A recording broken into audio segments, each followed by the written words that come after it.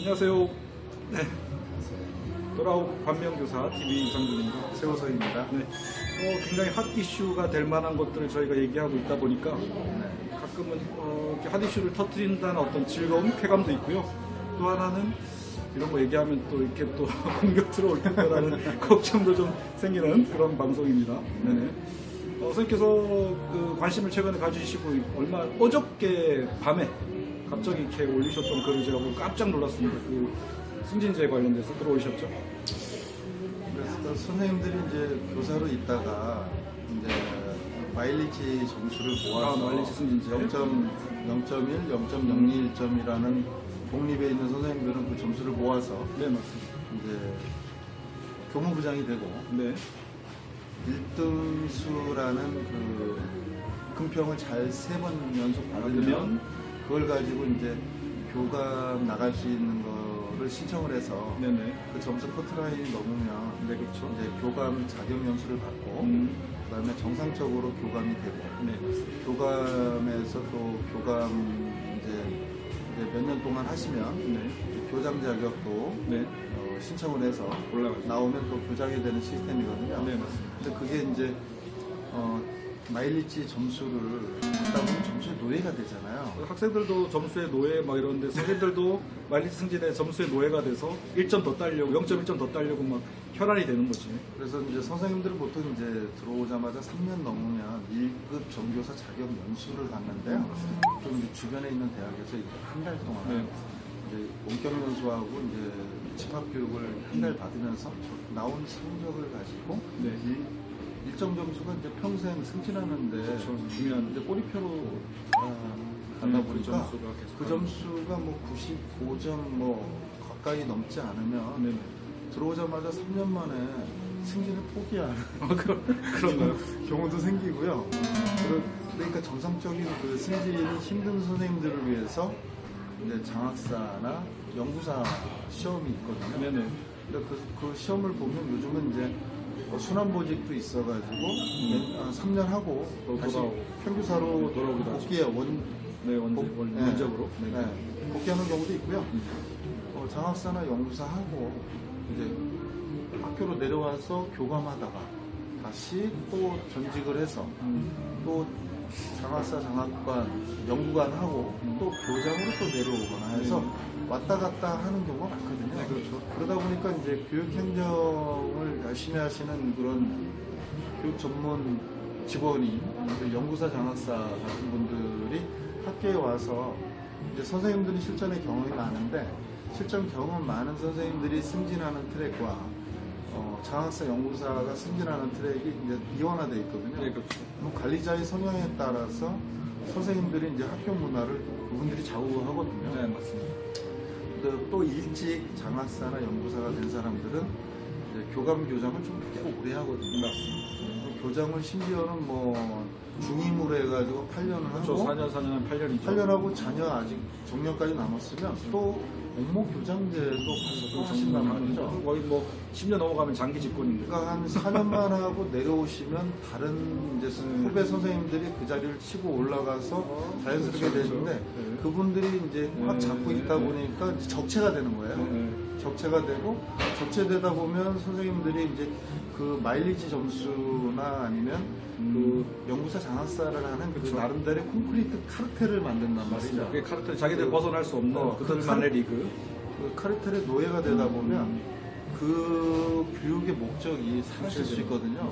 그래서 우리가 경계해야 될 것은 어떤 승진의 시스템이 있든지 간에 아이들이 최우선이고 본인의 영리 영달을 위해서 존재하는 승진이 아니거든요.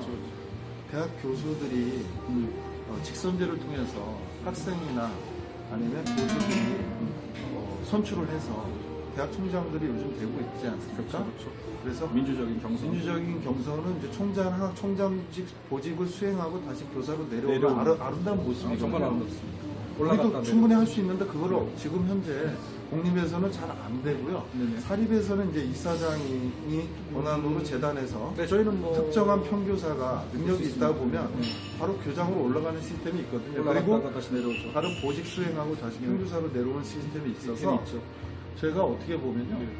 사립학교에서의 그 승진 시스템이 선진화돼 있다고 오히려 볼 수 있거든요. 오히려 그러니까 그 단계별로 올라가는데 점수 따가지고 점수에 네. 연연하면서 올라가는 것보다는 그렇게 능력에 따라서 필요에 따라서 올라갔다 다시 내려올 수 있는 게 민주적일 수도 있다는 그러니까 어떻게 보면 사립학교 선생님들은 색안경을 끼시는 분들이 많이거든요. 그렇죠. 왜냐면 스카이캐슬이나 블랙독 같은데 그 배경이 사립학교니까. 되는 건 다 사립학교의 네, 그렇죠. 부조리만 네. 저지르고 있다고 보는데 네, 그렇죠. 어떻게 보면 우리 공립이나 국립에서 배치마킹해야 될 게 그런 부분이거든요. 아 그렇죠. 그런 건 굉장히 왜 선생님들이 0.1점, 0.01점의 노예가 돼가지고 도서벽지에 가 있다가 와야 되고 연구학교 점수 챙겨야 되죠. 일급 정규사 점수 챙겨야 되죠. 그렇죠.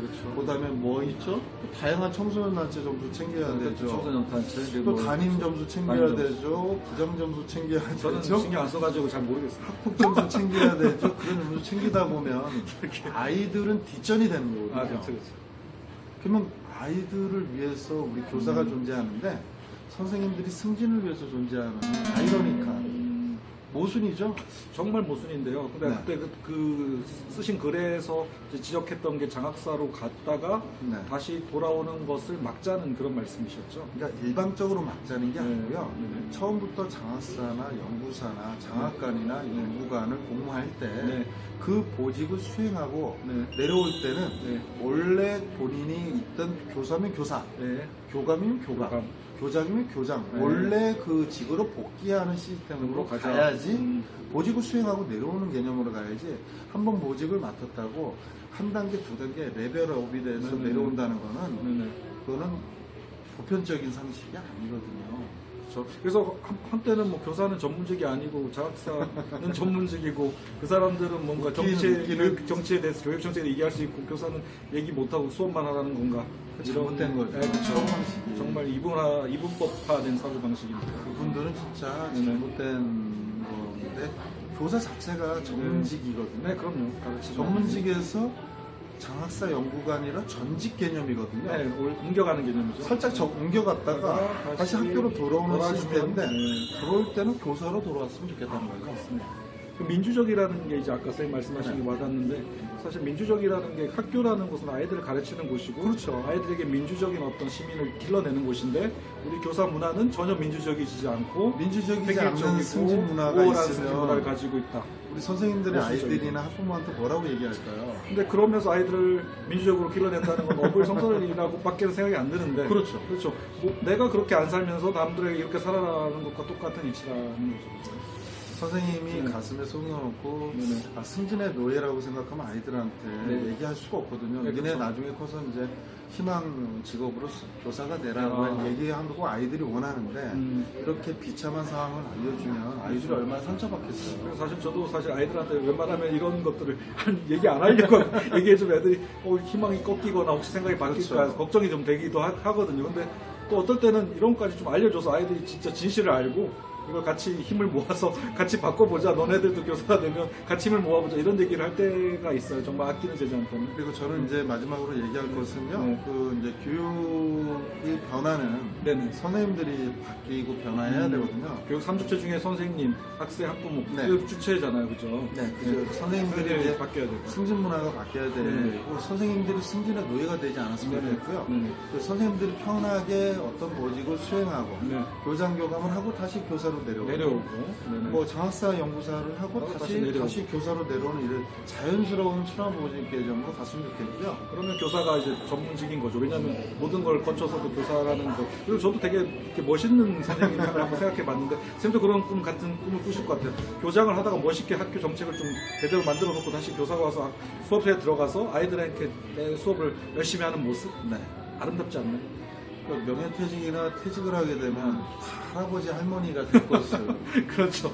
그렇게 아등바등 맞아요. 하는 거가 너무 서글픈 현실이라는 거죠. 우리는 뭐 다 이제 늙고 나이가 들고 다 이렇게 같은 그렇죠. 길을 가고 같은 방향으로 가고 있는데 마치 네. 나는 전혀 안 늙고 좀 정말 끝까지 할 것처럼 교장 그 자리를 잡고 교감이나 있는 거. 장학사, 욕심. 장학관이나 연구관이 된다면 네네. 그게 뭐 계급이 네. 사람이 계급 위에 올라가는 계급이라고 생각하는 것 같은데 사람 위에 사람 없잖아요. 설국열차. 갑자기 네. 기생충 생각나네요. 그렇죠. 반지하오. 사람 위에 사람 없거든요. 그렇죠. 이런 그게 보편성 가지고 헐리우드에서도 이제 영화상도 받고 했는데 우리 사회가 바뀌는 방향성도 이것들을 깨는 방향으로 정말 인간다운 삶이 서로 계급에 의해서 계층에서 나눠지지 않는 그런 사회가 되기를 꿈꾸는 듯이 우리 아이들도 그렇게 살기를 꿈꾸듯이 우리 선생님들도 그렇게 돼야 된다는 그런 당위성을 지금 말씀하신 거라고 봅니다. 그렇죠. 윤 선생님이나 저나 이제 네네. 원하는 학교가 있다면 네네. 이제 평교사에서 네네. 교감 교장을 하고 네. 공무 교장을 하고 아주 수행을 하고 이제 다시 자연스럽게 내려오는 그런 아름다운 모습을 보여드리도록 좀 더 한 단계 노력해야 되겠죠. 업그레이드 시킨다면 네. 여기서 저는 아까 저희 지난번에 우리가 정치적 중립 그 교사의 그 정치 참여에 대해서 얘기했을 때 18세 선거권에서 그처럼 저희가 예를 들면 국회의원으로 나갔다가 그렇죠. 떨어지면 다시 다시 교사로 와서 학생을 위해서 봉사할 수 있고 네, 그럼요. 올라갔을 때는 교육 정책에 대해서 좋은 정책을 입안할 수 있는 더 얼마나 좋은데요? 아름답지 않나요?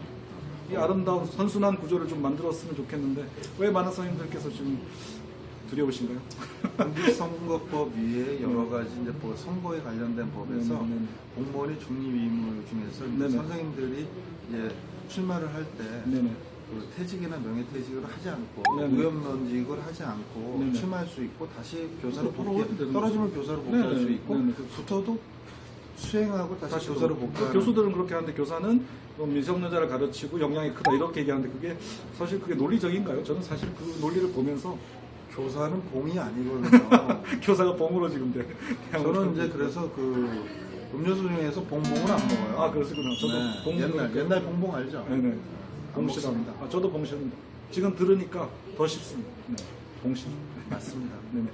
꼭 바뀌어줬으면 좋겠습니다. 네, 우리 모두 같이 노력하도록 노력하겠습니다. 화이팅! 파이팅!